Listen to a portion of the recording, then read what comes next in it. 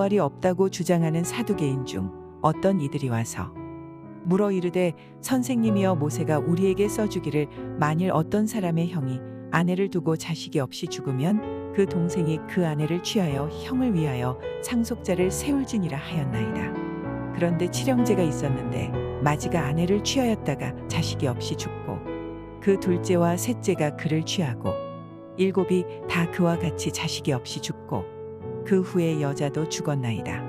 일곱이 다 그를 아내로 취하였으니 부활 때에 그 중에 누구의 아내가 되리이까? 예수께서 이르시되 이 세상의 자녀들은 장가도 가고 시집도 가되 저 세상과 및 죽은 자 가운데서 부활함을 얻기에 합당히 여김을 받은 자들은 장가가고 시집가는 일이 없으며 그들은 다시 죽을 수도 없나니 이는 천사와 동등이여 부활의 자녀로서 하나님의 자녀임이라.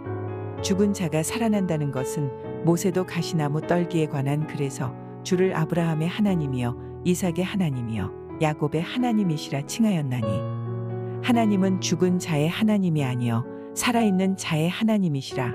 하나님에게는 모든 사람이 살았느니라 하시니 서기관 중 어떤 이들이 말하되 선생님 잘 말씀하셨나이다 하니 그들은 아무것도 감히 더 물을 수 없음이더라. 할렐루야, 토요일 새벽입니다. 오늘도 새벽 말씀 큐티를 통해서 은혜 충만한 하루 되시기를 소망합니다.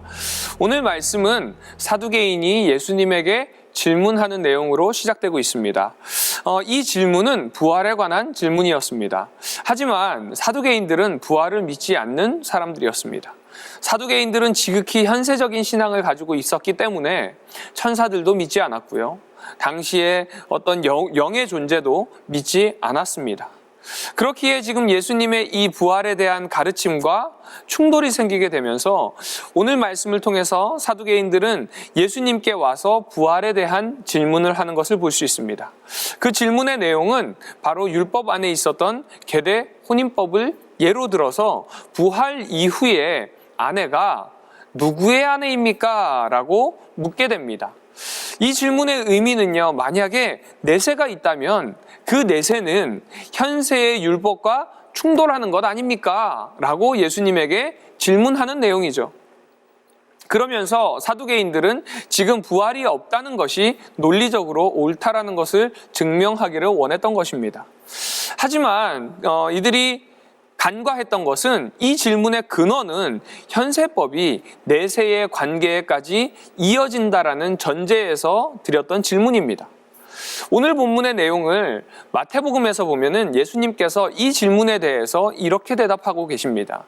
너희가 성경도 하나님의 능력도 알지 못하는 거로 오해하였도다 라고 말씀하십니다.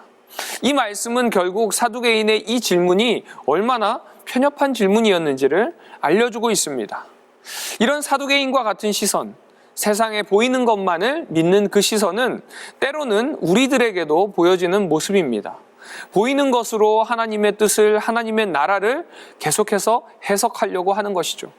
하지만 이것은 믿음이 아니라고 성경은 말씀하고 있습니다. 히브리서 저자는 히브리서 11장 1절 말씀에서 믿음은 바라는 것들의 실상이요 보지 못하는 것들의 증거니 라고 말씀하십니다. 참된 믿음은요, 자신의 논리에 맞지 않아도 눈으로 확실히 볼 수 없어도 믿는 것이다 라고 이야기하고 있습니다. 천국은 바로 이런 곳입니다. 천국은 이 세상과 다른 곳입니다. 천국은 눈물도 고통도 죽음도 죄악도 없는 곳이라는 것입니다. 그렇기에 천국은 율법이 필요한 곳이 아닙니다. 이런 천국을 향하는 믿음은 보이는 것이 아니라 말씀을 믿을 때 볼 수 있는 곳이고 믿게 되는 것인 줄로 믿습니다. 또한 이 말씀처럼 하나님께서는 살아계신 자들의 하나님이라고 말씀하고 있습니다. 이것은 죽음이 끝이 아니라는 것입니다. 하나님은 죽음을 향하는 자들이 아니라 산 자들을 위한 하나님이다 라고 증언하고 있습니다. 우리의 신앙은요, 우리의 논리나 어떤 세상의 합리나 그런 것에 머물러 있는 것이 아닙니다. 신앙은 논리와 합리를 초월하는 것입니다. 초월하여서 하나님을 바라보는 것입니다. 신앙은 사람의 지성으로 제한받지 않습니다. 믿음은 우리의 생각과 이성을 뛰어넘는 것입니다. 우리 사랑하는 남서울 비전교회 성도님들 모두 하나님을 믿는 믿음으로 이 풍성한 은혜를 충만히 누리시는 오늘 하루가 되시기를 주님의 이름으로 축원드립니다. 기도하겠습니다. 만복의 근원 되시는 하나님 아버지 감사합니다. 오늘 말씀을 통해서 우리가 무엇을 바라보아야 되고 또한 무엇을 믿는 믿음을 가져야 되는지 깨닫게 하여 주심에 주님 감사를 드립니다. 보이는 것과 세상의 이치와 우리의 생각만으로 주님을 편협하게 바라보는 것이 아니라 말씀을 믿음으로 주님께서 주시는 풍성한 은혜를 경험하는 오늘 하루 될 수 있도록 주님께서 함께하여 주시옵소서. 모든 것에 감사드리며 사역사 하시는 예수님의 이름으로 기도드립니다. 아멘.